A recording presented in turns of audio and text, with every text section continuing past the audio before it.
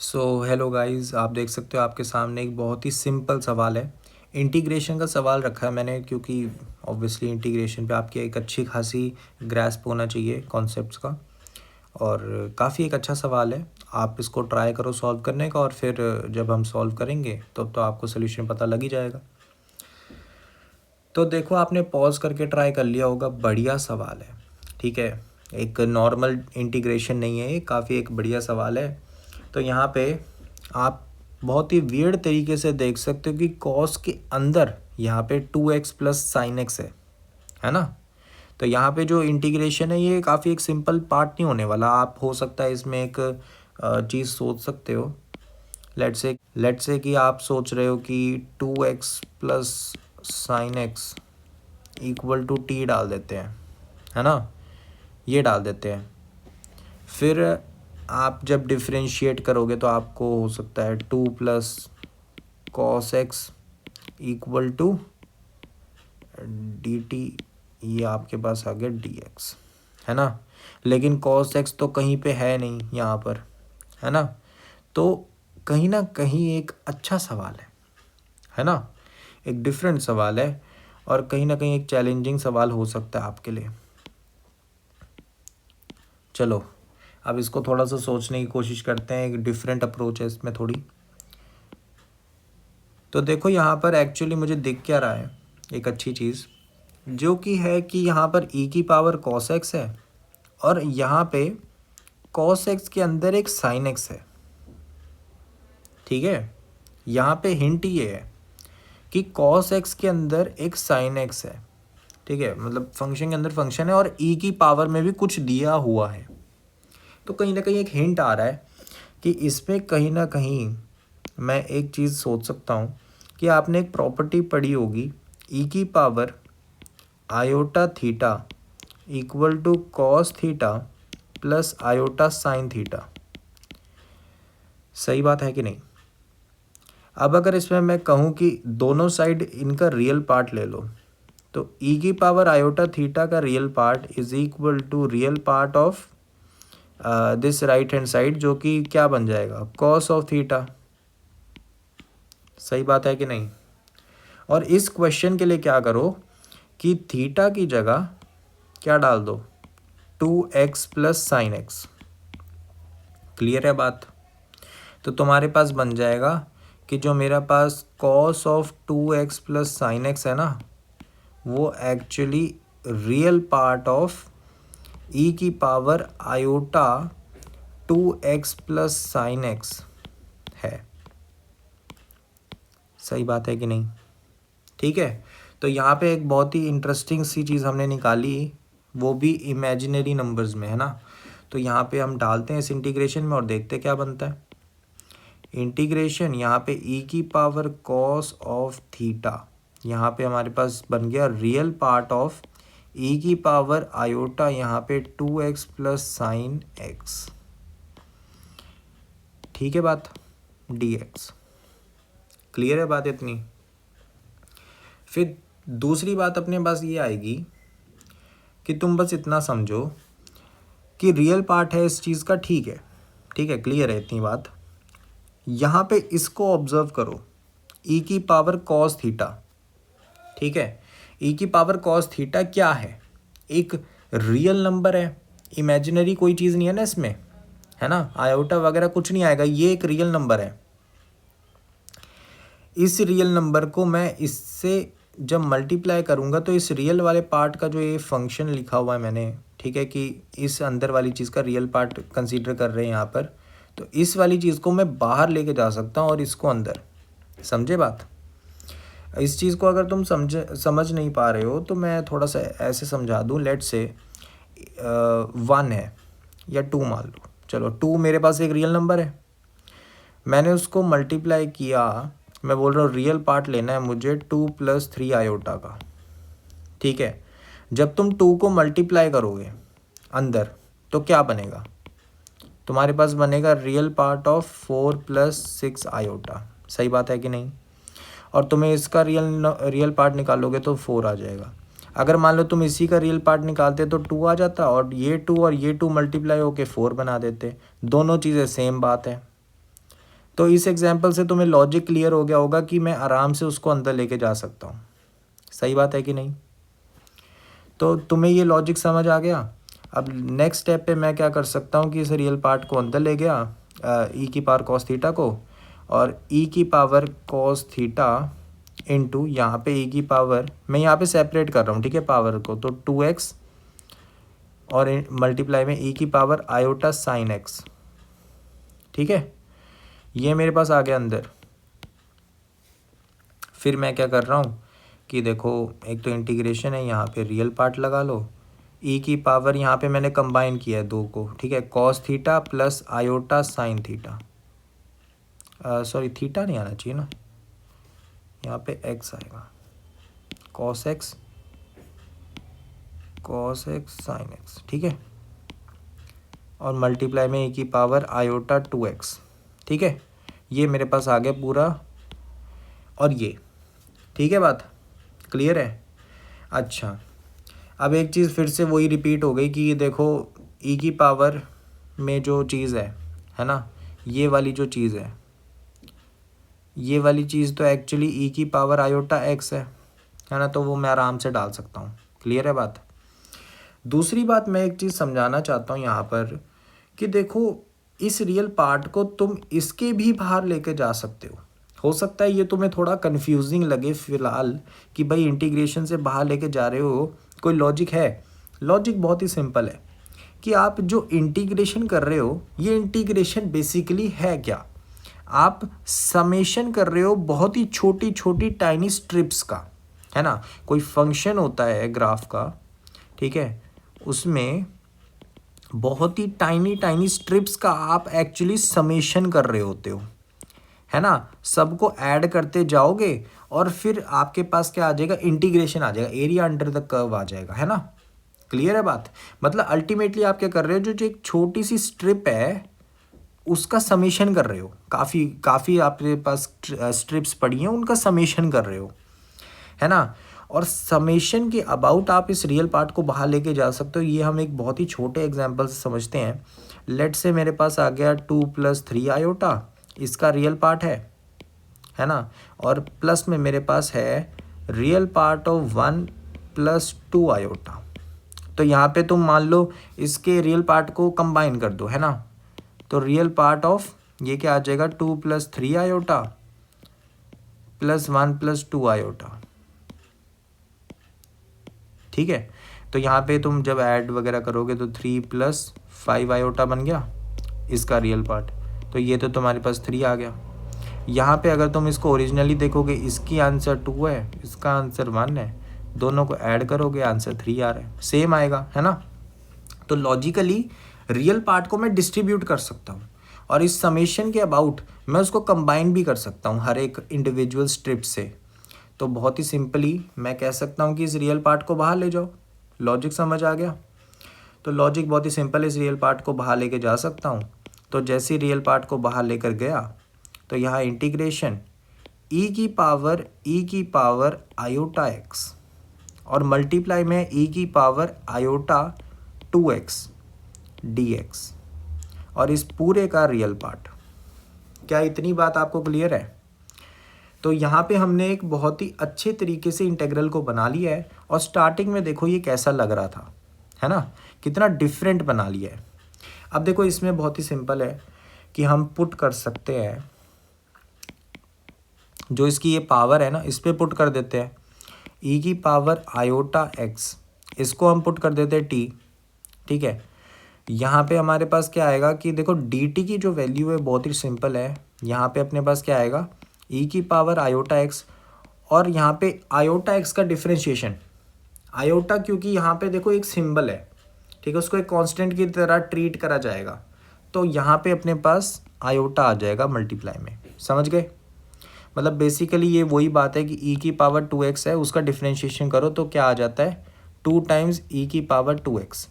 अब यहाँ पे 2 की जगह आयोटा रख दो, वही वाली बात है, ठीक है। तो यहाँ पे हमारे पास ये आ गया। अब जैसे ही हमने ये सब कुछ कर लिया, अब इंटीग्रल को चेंज कर दो। जैसे ही हम करेंगे देखो ये क्या बना? रियल पार्ट इंटीग्रेशन ई की पावर टी, यहाँ पे क्या बनेगा?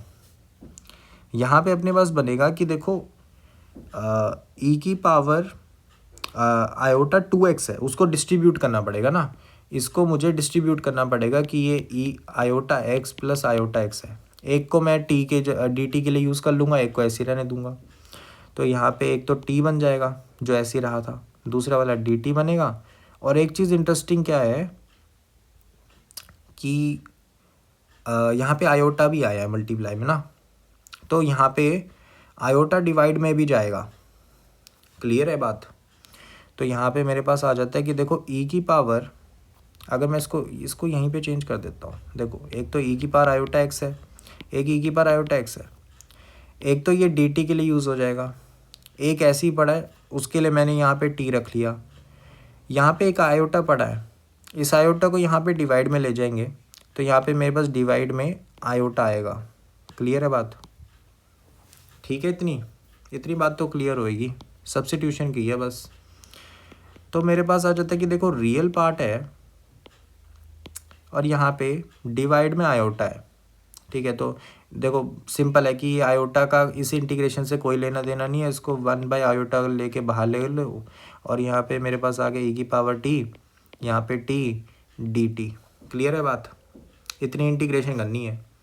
अब इस इंटीग्रेशन को करने के लिए मेरे पास एक बहुत ही छोटा सा शॉर्टकट है, मैं बता देता हूँ क्या है। कि ये टी है ना, इसमें क्या करते हैं -1 + 1 करते हैं। ठीक है, तो यहाँ पे मेरा जो ये t-1 है ये f(x) की तरह एक्ट करेगा और ये जो है मेरा f(x) की तरह एक्ट करेगा। तो आपके पास जो वो प्रॉपर्टी थी ना e की पावर x और फिर ब्रैकेट्स में f(x) + f(x), तो वो डायरेक्टली यहाँ पे अप्लाई हो जाएगी। ठीक है बात? तो यहाँ पे कौन सी प्रॉपर्टी लगा रहा हूँ मैं, आपको याद है? इंटीग्रेशन e की पावर x, यहाँ पे अपने पास एक चीज़ गलती कर दी मैंने, यहाँ पे x नहीं आएगा, यहाँ पे t आएगा। ठीक है ना, तो यहाँ पे t आएगा। तो यहाँ पे मेरे पास है कि e की पावर x f(x) + f(x) कभी भी मुझे इंटीग्रेशन में दिखे, इसका आंसर सीधा क्या होता है, e की power x f(x) + constant of integration. तो इसको मैं यहाँ पे यूज़ कर रहा हूँ। जैसे ही मैं यूज़ करूँगा क्या बनेगा, यहाँ बनेगा कि रियल पार्ट यहाँ पे ब्रैकेट 1/आयोटा और यहाँ पे इंटीग्रेशन का आंसर क्या आ जाएगा, e की पावर t और यहाँ पे मेरे पास क्या आएगा, e की पावर t और फिर f(t). तो f(t) मेरे पास क्या है, t-1। ठीक है, तो ये मेरे पास आंसर आ जाएगा plus constant of integration. Constant of integration कोई कांस्टेंट आ गया। ठीक है, और मेरे साथ साथ में बस, ठीक है बस इतना ही है, बाकी एक और ब्रैकेट। ठीक है, अब मेरे को इसमें क्या है, टी को वापस सब्स्टिट्यूट करके और बस आयोटा को हटाकर बस मेरे को रियल पार्ट निकालना है। ठीक है ना, तो बस अब रिवर्स कैलकुलेशंस करनी है और हमारा आंसर निकल जाएगा। तो हम क्या करते हैं, एक नया पेज बना लेते हैं इसमें। देखो भाई हमारे पास क्या बचा है, रियल पार्ट e की पावर t-1 और डिवाइड में आयोटा है। ठीक है, तो यहाँ पे एक सिंपल सी चीज़ है, जो हमारा t था वो क्या था, यहाँ पे प्लस कांस्टेंट भी है, ध्यान रखना। ठीक है, t हमारा क्या था, e की पावर आयोटा x, तो यहाँ पे डालूँगा मैं e की पावर आयोटा x, यहाँ पे आ जाएगा e की power iota x -1 plus constant of integration divided by iota, इस पूरे का रियल पार्ट। e की पावर आयोटा x जो है मेरा, उसकी वैल्यू मुझे पता है cos of x plus iota sign of x होती है कि नहीं। ठीक है, तो ये मैं डाल दूंगा यहाँ पर। तो मेरे पास आ गया e की पावर में आ गया cos ऑफ x मल्टीप्लाई में आ गया e की power iota sine of x। यहाँ पे मेरे पास क्या आएगा, cos of x plus iota sign of x -1 plus constant of integration. ठीक है, और मेरे पास जो नीचे है आयोटा वो तो ऐसे ही पड़ा है। ठीक है, अच्छा मैं यहाँ पे सोच रहा हूँ कि इसी को थोड़ा सा एक्सटेंड भी कर लेते हैं कि देखो ये भी तो डालनी है, इसको भी तो खोलोगी यही यूज़ करके। है ना। तो इसको भी खोल दो, क्लियर है बात, तो इसको भी खोल दो। तो यहाँ पे मेरे पास आयोटा को बस गायब करने की कोशिश कर रहा हूँ मैं, देखो कैसे होएगा। यहाँ पे मेरे पास आ गया ई की पावर कॉस ऑफ एक्स, ठीक है। यहाँ पे मेरे पास बनेगा सबसे पहले ब्रैकेट में यहाँ पे हाँ यहाँ पे बनेगा कॉस ऑफ, ध्यान रखना एक चीज़ जो हो सकता है थोड़ी कैलकुलेशन एरर कर दो आप लोग, कि यहाँ पे x था तो यहाँ पे अंदर x है कॉस x के, यहाँ पे जो x है उसकी जगह साइन x है, ठीक है ना। तो ये ध्यान रखना कि कॉस के अंदर अब क्या आएगा, साइन x आएगा, ठीक है, plus iota sign of sine x। ये हमारा पहला वाला ब्रैकेट हो गया। दूसरा वाला क्या है, cos of x plus iota sign of x minus one plus constant of integration divided by iota real part, ठीक है। अब देखो रियल पार्ट को मैं डिस्ट्रीब्यूट कर सकता हूँ ना, तो बहुत ही सिंपल है, देखो कैसे। मैंने क्या करा, एक तो इधर आयोटा डिवाइड में है, एक ये सी के डिवाइड में है। सी के डिवाइड में आयोटा है तो आयोटा तो रहेगा, है ना। और रियल को मैं डिस्ट्रीब्यूट कर सकता हूँ, रियल डिस्ट्रीब्यूट जब होगा तो रियल पार्ट एक तो इस पर लगेगा, एक ये सी वाले पे लगेगा। तो सी वाले पे तो आयोटा है और उसको मैं हटा नहीं सकता, है ना। ये एक इमेजिनरी नंबर है पूरा, तो इधर से आ जाता है कि अगर इस पे रियल पार्ट लगाऊंगा तो ये ज़ीरो हो जाएगा, है ना, इसका रियल पार्ट ज़ीरो है। तो इधर से सिंपल है कि भाई ये सी बाई आयोटा है ना, इसको हटाओ क्योंकि इसका रियल पार्ट कुछ बनने नहीं वाला। तो रियल पार्ट मेरे पास क्या बचा, और ये ई की पावर कॉस एक्स अब जो बचा है इसको भी बाहर निकाल लो, इसमें कोई इमेजिनरी पार्ट नहीं है ना। तो इसको भी बाहर निकाल लेते हैं। ये ऑपोजिट में लगा रहा हूँ मैं लॉजिक, जो पहले निकाले थे ना कि अंदर ले जाऊँ, फिर अब बाहर निकालने वाले लॉजिक्स लगा रहा हूँ। अच्छा देखो यहाँ पे क्या बना, cos of sine x plus iota sign of sine x, ये पहला ब्रैकेट। दूसरा क्या है, cos of x minus one plus iota sign of x divided by iota है, क्लियर है। अब ये डिवाइड में जो आयोटा है ना, मेरे को इसको देख के अच्छा नहीं लग रहा, इसको यार ऊपर लेकर जाओ और इसको थोड़ा मतलब मिक्स करो, है ना, समझने में आसानी रहेगी कि क्या आखिर करना क्या है ना। देखो एक बहुत ही सिंपल सी चीज़ है कि जब भी वन बाई आयोटा आता है मेरे दिमाग में सिंपल आता है कि देखो यार तुम्हें पता है कि i square equal to minus one है, एक आयोटा डिवाइड में ले जाओ, है ना, माइनस वन से मल्टीप्लाई करो तो minus iota equal to one by iota आ गया। तो सिंपल है कि वन बाई आयोटा की जगह माइनस आयोटा रख देता हूँ, ठीक है बात। तो यहाँ पे हम क्या करेंगे, यहाँ पे माइनस आयोटा रख दिया मैंने, क्लियर है, और इस पूरे का रियल पार्ट। अब मेरे को सिंपली क्या करना है, मैं चाहता हूँ कि इस पूरे तीनों ब्रैकेट्स में से रियल पार्ट को एक्सट्रैक्ट करो, इमेजिनरी को साइड करो। रियल पार्ट कैसे निकलेगा, रियल पार्ट तब निकलेगा, देखो एक तो आयोटा ही मल्टीप्लाई हो रखा है, इसका मतलब मेरा टारगेट होगा कि इन दोनों ब्रैकेट में से आयोटा वाली टर्म्स निकालूं ताकि वो इसके साथ मल्टीप्लाई होकर रियल टर्म्स बनाएं। क्लियर है बात, इतनी बात क्लियर होनी चाहिए। जैसी ये बात समझ आ गई, फिर आप क्या कह सकते हो कि देखो इन दोनों ब्रैकेट में से इमेजिनरी पार्ट ढूंढना है, तो मैं कहूँगा कि यार देखो इस इमेजिनरी पार्ट को इससे मल्टीप्लाई कर दो, है ना, और इस वाले आयोटा को, इस वाले इमेजिनरी पार्ट को इससे मल्टीप्लाई कर दो। जैसे ही तुम ये करोगे तुम्हें मिल जाएंगे, ये दो ही पेयर बनते हैं ना।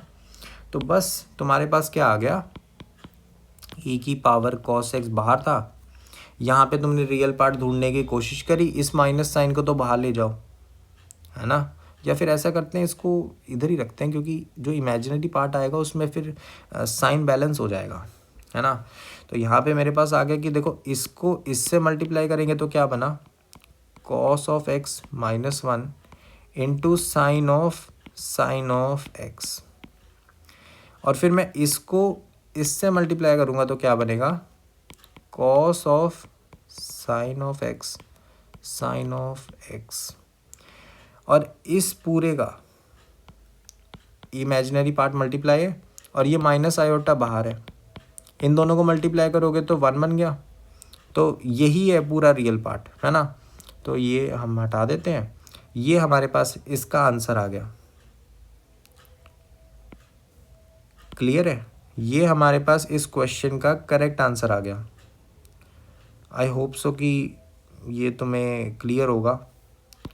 ठीक है, ये क्वेश्चन एक अच्छा क्वेश्चन है और कहीं ना कहीं तुम्हें तुम्हारी लिमिट्स रीच करने की कोशिश करता है कि इमेजिनरी नंबर्स में आपने जो पढ़ा था, है ना, उसको कैसे रिलेट कर सकते हैं। तो इस क्वेश्चन का जो करेक्ट आंसर है वो ये है। आई होप सो कि ये क्वेश्चन अच्छा लगा होगा। बहुत ही इंटरेस्टिंग क्वेश्चन है, कैलकुलेशन अच्छी खासी है और इसमें जो आइडिया आना है वो थोड़ा मुश्किल है। मैंने हिंट देने की कोशिश करी है कि देखो यहाँ पे e की पावर cos x है और यहाँ पे cos x है, cos के अंदर sin x है। ठीक है, मतलब बेसिकली मेरा यहाँ पे आइडिया क्या था कि e की पावर आयोटा x बनने के चांसेस हैं जो यहाँ पे बना, है ना। तो कहीं ना कहीं इमेजिनरी पार्ट्स में मतलब इमेजिनरी नंबर्स को इन्वॉल्व करने से हो सकता है ये सॉल्व हो जाए। ठीक है, ये बहुत ही एडवांस्ड हो गया, सिर्फ जेई एडवांस के लिए ही है ये। ठीक है, जेई मेंस के लिए नहीं है। जेई एडवांस में आपको ये पता होना चाहिए कि इमेजिनरी नंबर्स जो है वो काफ़ी सारे चैप्टर्स में अपनी इन्वॉल्वमेंट रखते हैं। ठीक है, इमेजिनरी नंबर्स को आप समझ सकते हो कि लगभग हर एक चैप्टर में उनका इम्पोर्टेंस आ जाता है कहीं ना कहीं से जोड़ जोड़ के, है ना। तो बहुत ही ज़रूरी है कि आप इस चीज़ को समझो। तो आई होप सो कि ये क्वेश्चन अच्छा लगा होगा। एक अच्छा क्वेश्चन है, सोचने वाला क्वेश्चन है, डिफ़िकल्ट क्वेश्चन है और अगर आपसे पहली बार में नहीं होता कोई हैरानी वाली बात नहीं है, लेकिन सीखना ज़रूरी है कि इमेजिनरी पार्ट्स यहाँ पे मैंने ये जो रियल पार्ट में लॉजिक लगाया कि डिस्ट्रीब्यूट कर सकते हैं, इंटीग्रेशन के बाहर ले गया, एक रियल पार्ट उसके अंदर ले गया, तो उस हिसाब से ये जो लॉजिक्स हैं ये आपको क्लियर होने चाहिए कि एग्ज़ाम टाइम में मैं इस लॉजिक्स को कैसे देख सकता हूँ। ठीक है, मेरे दिमाग में कैसे आएगा, मैं लॉजिक्स ढूंढूंगा कि यार मैं ऐसे करता था, अरे ये ऐसे होता था, ये ऐसे होता था, ये लॉजिक्स ढूंढने होते हैं। ये लॉजिक्स जब तुम्हारे क्लियर है ना तो फिर तुम्हें ये बहुत ही आराम से पता लग जाएगा। इसमें कोई एक्सटर्नल थ्योरी पढ़ने की ज़रूरत नहीं है, तुम्हारे पास अपने आप ही आइडिया होगा।